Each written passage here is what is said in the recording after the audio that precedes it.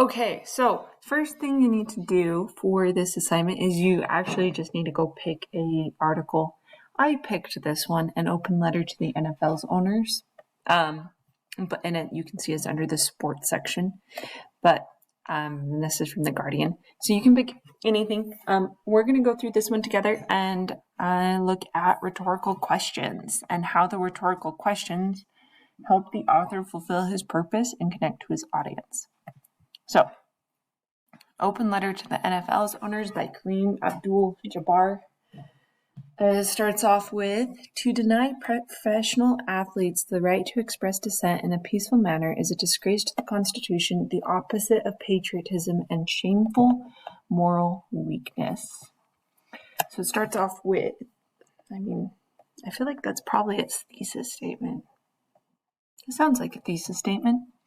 So it starts out, dear NFL owners, phew, what a tumultuous year for your league. Slipping attendance and ratings, continuing concussion controversy, lawsuits from cheerleaders who refuse to shut up and smile, domestic violence accusations against players, the Papa John's founder mouthing off about something or other, players taking a national anthem knee, President Trump's problematic rambling, Commissioner Roger Goodell under siege from, well, everybody. Bet it makes you fellas long for the good old days when all you had to worry about was Janet Jackson's nip slip. Where's faithful Hodor when you need someone to hold the door against relentless attackers? So that's the first question. The nice thing about rhetorical questions is you just look for the question mark. So the question is, why is the author asking that question? And what I think about is that the author's probably asking that question in order to connect with the audience, in order to empathize with the audience. So if this is what I was going to, I'm going to put the first question right here because I don't know if this is what I'll end up doing the assignment on. That question right there. And then I might put the author ask the question to empathize with the audience. Basically, to say, whoa, it's been a hard year. Then you made it worse. In May, you implemented a childish policy about how grown men must respond to the national anthem. A player can stay in the locker room during the anthem, but if he takes the field and then protests, the team and the player can be fined. Oh dear owners, you stood at the precipice of history tasked with deciding whether to choose the principles of the U.S. Constitution over profits of commerce, patriotism over pandering, morality over mob mentality, promoting social justice over pushing beers. Sadly, you blinked. Courage, it seems, is expected only of players. Now, following the Miami Dolphins' channeling of the abuse of students in the Stanford prison experiment by over-punishing protesting players, the May agreement is frozen and new negotiations have begun, this time including the NFL Players Association. A knee-jerk reaction came on 26th of July when Dallas Cowboys owner Jerry Jones announced he would require all players to stand during the anthem, or else. President Trump was not too busy with his tariff wars to claim a personal victory. Way to go, Jerry. This is what the league should do. Too busy to put in that comma after go, though. It's been 2 years since Colin Kaepernick first took a knee to protest systemic racial injustice, especially police brutality against people of color. The worst thing about that isn't that 2 years later we're still debating whether players have the right to protest, is that not much has changed regarding what Kaepernick was protesting. A 2018 study by Harvard and Stanford economists from the Equality of Opportunity Project concluded that Black boys raised by wealthy two-parent families in upscale neighborhoods still do not have the same earning potential as low-income white boys. For police brutality and shootings, where President Obama oversaw vast reform of local police departments, President Trump has advised police officers to rough up thugs and don't be too nice. Although racial minorities are only 37.4% of the population, they account for 62.7% of unarmed people killed by police. Just bad luck? Some studies show that in video game simulations, police officers are quicker to shoot black suspects than white suspects, revealing subconscious racial biases. Even after a bad cop is fired, most simply are hired by other police departments. Given all that and much, much more, taking a knee during the national anthem is the epitome of restraint. Why aren't you NFL owners outraged by that? If it were white people suffering those same statistics, you wouldn't even play the national anthem. Then again, you wouldn't have had the opportunity to become owners in the first place. Okay, so there's the next rhetorical question. So I'm also going to copy that. And I'm just going to put it down here. So then, I just in context of that, what are they outraged by?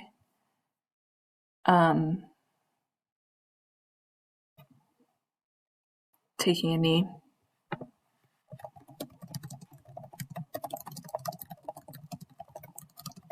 Despite everything else that's going on that they could be outraged by. ... Okay. So now the question is, and you think about this, why does the author ask that question? So just think about it.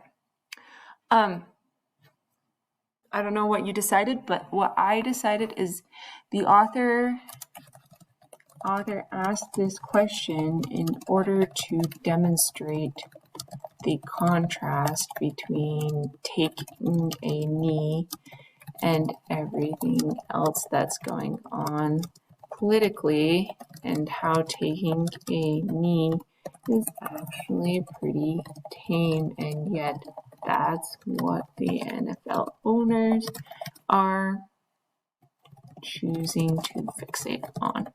Okay, so here in a minute, I'm going to have you read the rest of the article, and then, actually, let's just read the rest of the article.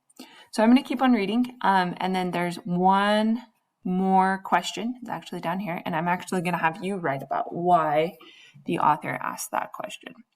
If it were white people we read that. To be fair, not all you owners have cowered under the false flag of patriotism to hide their shame. New York Jets chairman and CEO Christopher Johnson said the team would not discipline a player who protests, and he would pay the league's fine.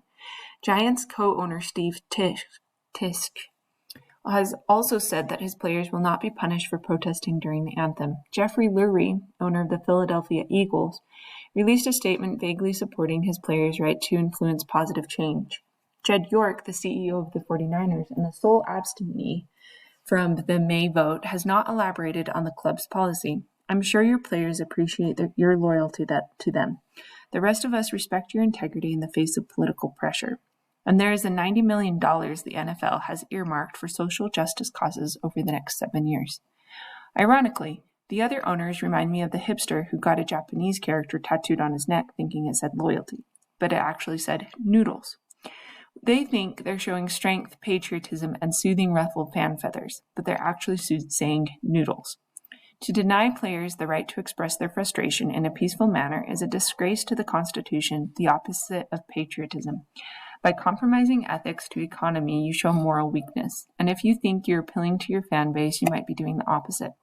A Washington Post Kaiser Family Foundation poll found that 86% of Republicans said it was never okay to take a knee during the national anthem, but only 29% of Democrats agreed.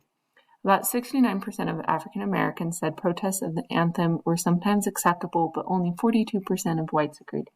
So unless you only want to appeal to white Republicans, which, given the shifting diversity of the U.S. population, is a slow suicide, you're not really reaching the broader fan base. By the way, I'm just going to point out, this is pretty biased, and we will talk about bias next. Maybe I'll come back to this one.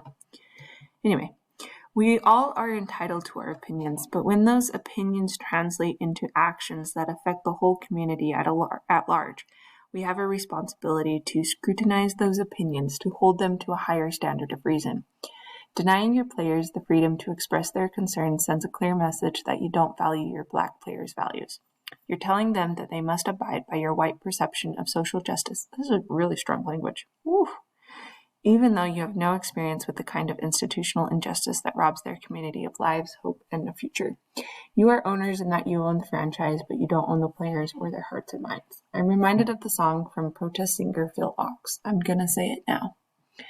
Ooh, you'd like to be my father, you'd like to be my dad, and give me kisses when I'm good and spank me when I'm bad. But since I've left my parents, I've forgotten how to bow. So when I've got something to say, sir, I'm gonna say it now. If not now, when? Yours truly, Kareem. So that's the final question.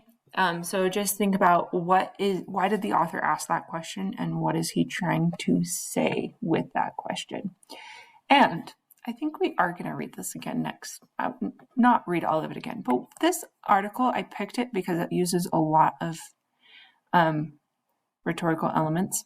It's also has a lot of bias in it, and it's really good. So this article will be coming back to analyze and rip apart some more. So, but yes, if you disagree with it, that's actually a good thing, because then we can argue about it. If you agree with it, that's also a good thing, because again, this argument may be coming back, and if it also sparked your interest, maybe you want to go find other articles about it. So yeah. So answer the question, why did the author ask this question, and what is he trying to say?